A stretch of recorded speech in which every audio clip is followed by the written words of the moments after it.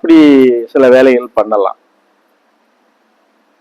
இப்ப நாங்க இருக்கிறோம்னா உங்களுக்காகன்னு வச்சுக்கோங்களேன், யார் யாரு பலகீனம் இருக்காங்களோ, எந்த அடிப்படையில பலகீனம் அடைஞ்சிருக்கிறாங்களோ, எதுல அவங்க கொஞ்சம் சிக்கி தவிக்கிறாங்களோ, இப்படி இதெல்லாம் கொஞ்சம் எங்க கவனத்துக்கு வரும்போது அவங்களுக்காக இன்னைக்கு நான் அதுக்கான வேலைகள் அந்த இதுக்குள்ள போய்கிட்டே இருந்தோம்னு வச்சுக்கோங்க, அவங்களுக்கு அது ஒரு மாற்றத்தை உருவாக்கி கொடுக்கும். இது எல்லாரும் கத்துக்கிட்டா இன்னும் ஈஸி தானே. இந்த நாட்கள்ல இப்படி இருக்கணும், இப்படி பிரார்த்தனை பண்ணணும் அப்படின்னு சொல்லி இப்ப எல்லாரும் கத்துக்கிட்டா அது நல்லா இருக்கும். அது இன்னும் கொஞ்சம் ஈஸியா இருக்கும். இன்னும் அவங்க மாற்றம் அடைகிறதுக்கு ஒரு பலத்தை கொடுக்கும். அப்ப அந்த அடிப்படையில நம்ம யார் இருக்க போறோம் அப்படிங்கிறது இருக்கு இல்லையா. எப்ப விட்டா போதுண்டா, எங்கனடா போய் படுத்து தூங்குவோம்னு நினைச்சுக்கிட்டு இருந்தா என்னது வரும்? மூதேவி தான் வரும். வேற என்ன வரப்போகுது?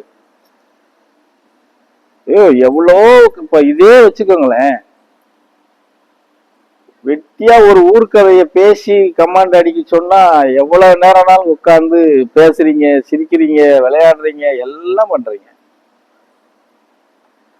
தனக்கான ஒரு விஷயத்த கையில எடுத்து கொடுத்து இதுல நீங்க பயணிங்க, இந்த இடத்துல இப்படி இருங்க, இப்படி பிரார்த்தனை பண்ணுங்க, இந்த நாட்கள்ல நம்ம தூக்கத்தை புறக்கணிக்கணும் அப்படின்னு சொன்னா மற்ற யாராலையும் முடியறது இல்லை. அப்ப நம்மளுடைய எண்ணம், நம்மளுடைய எய்மு, நம்மளுடைய இதெல்லாம் எங்க இருக்குது? மாயாவை சார்ந்தேதான் நம்ம இருக்கிறோம். இதுதான் காரணம். அது வேற உங்களை கூட நான் என்ன சொல்றது, நீங்க எல்லாரும் மாயாவை சார்ந்து இருக்கிறதுனால மாயா எந்தெந்த நாட்கள்ல உங்களை முடக்கணும்னு நினைக்குதோ அன்னைக்கெல்லாம் முடைக்கிறது. நம்ம இருக்கிறது மாயா உலகம், மாயாவை தான் நம்மளை ஆள்கொண்டு இருக்குது. அதையெல்லாம் முறியடிச்சுதான் நம்ம இன்னொரு நட்பாதிகளுக்கு வர முடியும். நம்ம ஒன்றும் ஈஸியெல்லாம் அப்படியே பறந்தெல்லாம் வந்துட முடியாது. அதுக்கான முயற்சி, அதுக்கான ஒரு உழைப்பு, அதுக்கான ஒரு தேடுதல், இறைவனுக்கு சார்ந்து நிற்கக்கூடிய அந்த தேடுதல் இருந்தால் மாத்திரம்தான் மாயாவை முறியடிக்க முடியும்.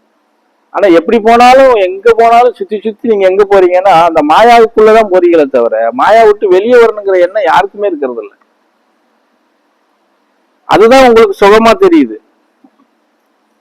மாயாவை கூட சார்ந்து நீங்க வாழ்க்கை நடத்துறதா சுகமா தெரியுதே தவிர அது மிகப்பெரிய பாதாளத்துல நம்மளை கொண்டு போய் சேர்க்க போகுது அப்படிங்கிறத மறந்துட்டு நீங்க என்ன பண்றீங்கன்னா அதுக்குள்ளேயே தான் நிக்கிறீங்க. அதுல இருந்து வெளியே வரணும், என்னப்பா அதுல இருந்து வெளியே வரணும் அப்படிங்கிறது யாருக்குமே வர மாட்டேங்குது.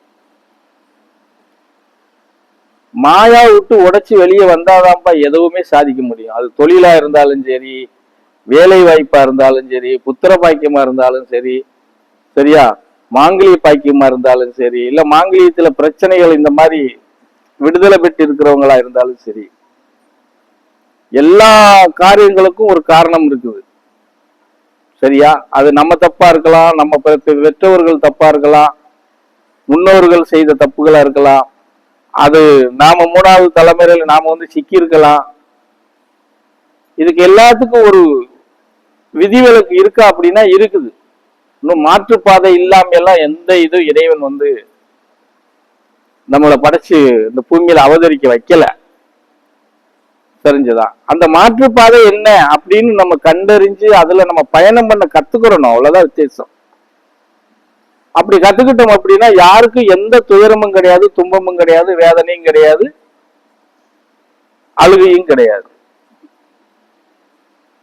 சும்மா நம்ம நினைச்சிட்டு இருக்கிறோம் எல்லாருமே சிவனை கும்பிட்டா போதும், சிவனை நேசிச்சா போதும், விபூதி எடுத்து நெத்தியில பூசிக்கிட்டா போதும், எல்லாமே அப்படியே நடந்துரும் அப்படின்னு நம்ம நினைக்கிறோம். அது இல்லை. நீ சிவனை நினைச்சு விபூதி எடுத்து நெத்தியில எடுத்துக்கிட்டா உனக்கு என்ன கிடைக்கும்னா அமைதி கிடைக்கும். அதுல எந்த மாற்று கருத்தும் கிடையாது. அதுல எந்த ஒரு சந்தேகமும் நமக்கு வர வேண்டிய அவசியமும் இல்லை. அதே நேரத்துல நமக்கு இருக்கக்கூடிய பிரச்சனை அது எதுவா வேணாலும் இருக்கட்டும், புரியுதா? நம்ம அதுக்குண்டான தேடுதல், அதுக்குண்டான உழைப்பு, அதுக்குண்டான முயற்சி, நம்ம இந்த 3 நமக்குள்ள இருக்கணும். அதை விட இந்த விஷயத்தை எடுத்து நம்ம முறையிடும் போது அது மேல நமக்கு நம்பிக்கை இன்னும் அதிதீவிரமா இருக்கணும். ஆமா, அப்பதான் நமக்கு அதுல இருந்து நமக்கு எப்படி சொல்றதுன்னா அந்த நன்மை வரம்ங்கிறது உங்களுக்கு நமக்கு கிடைக்கும். மாற்றத்துக்கு உண்டான வரம்ங்கிறது கிடைக்கும். அதை எதுவுமே செய்யாம நம்ம விபூதிய மத்திரம் போட்டுக்கிட்டு 2 உத்திராட்ச கொட்டையை கழுத்துல போட்டுக்கிட்டு சரியா உக்காந்தா சிவ சிவா, எந்திரிச்சா சிவ சிவா, இப்படி எல்லாம் சொல்லிக்கிட்டு இருந்தவங்க வச்சுக்கேன், அதுல நமக்கு நன்மை பிறக்குமானா பிறக்காது. அந்த அமைதி வேணா நமக்கு விடாத கிடைச்சிக்கிட்டே இருக்கும், அவ்வளவுதான். அதை தாண்டி எல்லாம் அந்த இதுக்குள்ள நம்ம வெளியே கொண்டு வர முடியாது. முயற்சி, இறைவனுடைய சிவன் பாதத்தை பற்றி நாம அவங்கிட்ட மன்றாடாம எந்த விஷயத்தவும் வாங்க முடியாது. அது உடனே இன்னைக்கு பிடிச்சி மன்றாடிட்டா நாளைக்கு காலையில எடுத்து கொடுத்துருவாங்கன்னு நினைச்செல்லாம் மன்றாடக்கூடாது. விடாமுயற்சியா மல்லு கட்டணும். நீ அவன் பிடிச்சு அவங்கிட்ட சிவசிவான்னு சொல்லி அவன் மந்திரத்தை நீ உனக்கு என்ன வருதோ, அதெல்லாம் சிவனை பொறுத்தளவுல ஒரே மந்திரம் கிடையாது. உனக்கு என்ன வருதோ அவனை திட்ட கூட செய்யலாம், திட்டுறது கூட மந்திரம் தான். அதை கூட நீ விடாமுயற்சியை செஞ்சுட்டே இருக்கணும். பாட்டு பாடிக்கிட்டே இருந்தாதான் என்னடா ஒரே விடாமுயற்சியா இருக்கு என்ன அப்படிங்கிறது அந்த கவனத்துக்குள்ள வரும் அவங்களுக்கு. இதுல ஏமாந்தது எப்படின்னா இறக்கப்படுறதும் அனுதாபப்படுறதும் யாருன்னு சொன்னா குருஸ்தானத்துல இருக்கிறவங்க மாத்திரம் தான் அவங்கள்ட்ட ஏமாந்துருவாங்க. எப்படி? ஆமா, அவங்க மாத்திரம்தான் ஏமாந்துருவாங்க. ஏன்னா அனுதாபப்பட்டுருவாங்க, ஐயோ பாவப்பட்டுருவாங்க. நீங்க அவங்கள ஏமாத்திட்டு நீங்க போயிருவீங்க. சரியா? சிவனை எல்லாம் ஏமாத்த முடியாது. ஆமா, ஏமாறுறது மாதிரி நமக்கு தெரியும், ஆனா நாம தான் ஏமாந்து போயிருவோம், அவங்க ஏமாற மாட்டாங்க. புரிஞ்சதா? காலங்களை அவங்க எதிர்பார்ப்பாங்க. நீ என்னதான் தீவிரமான சிவபக்தரா இருந்தா கூட எதையை நோக்கி இவன் நம்மளை தேடி வாரான் அப்படிங்கறதெல்லாம் பார்ப்பாங்க. எதையை நோக்கி தேடி வாரான், இறை பாதமே போதும்னு தேடி வாரானா இல்ல ஏதாவது எதிர்பார்ப்போட வாரானாங்கிறதெல்லாம் அவங்க பார்ப்பாங்க. ஆமா, எதிர்பார்ப்போட வாரான் அப்படின்னு சொன்னா காலங்கள் நிறைய கொண்டுட்டு போவாங்க.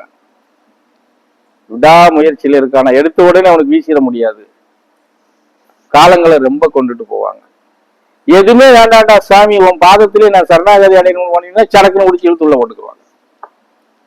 எப்படி? ஆமா, அதுக்கு ரொம்ப நாள்ல கொண்டு போக மாட்டாங்க.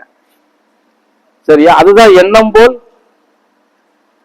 சொல்றாங்க இல்லையா, அவரவர் எண்ணம் போல் அவரவர் வாழ்க்கை பயணத்துல இருப்பாங்க அப்படின்னு சொல்றதுக்கு காரணம் அந்த எண்ணத்தெல்லாம் ரொம்ப அளந்து பார்ப்பாங்க.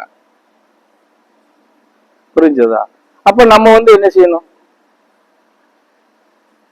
தெய்வத்தை கும்பிடுறோம் அப்படின்னா ஏதோ ஒரு தெய்வத்தை கும்பிடுறோம் அப்படிங்கறதெல்லாம் சாத்தியமே இல்லாத விஷயம். மன ஆறுதலுக்கு வேணா கும்பிட்டுக்கலாம், ஒரு காவல் தெய்வத்தை கும்பிடலாம், எத்தனையோ தெய்வங்கள் இருக்கு, கும்பிட்டுக்கலாம். அன்னைக்கு பொழுது இல்ல, அன்னைக்கு பொழுதுதான். அன்னைக்கு இந்த ஆலயத்துக்கு போனப்பா சாமி கும்பிட்டோம், பொங்கல் வச்சோம், ஆட்டை வெட்டினோம், கோழியை வெட்டினோம், எப்படி சமைச்சு சாப்பிட்டு வந்தோம் அப்படின்னு தான் இருக்கும். வந்ததுக்கு அப்புறம் அப்படியெல்லாம் நோய் தீர்ந்துரும் அப்படின்லாம் சொல்ல முடியாது, உன் கஷ்டம் தீர்ந்து போயிடும் அப்படின்லாம் சொல்ல முடியாது. அவங்கள்ட்டையும்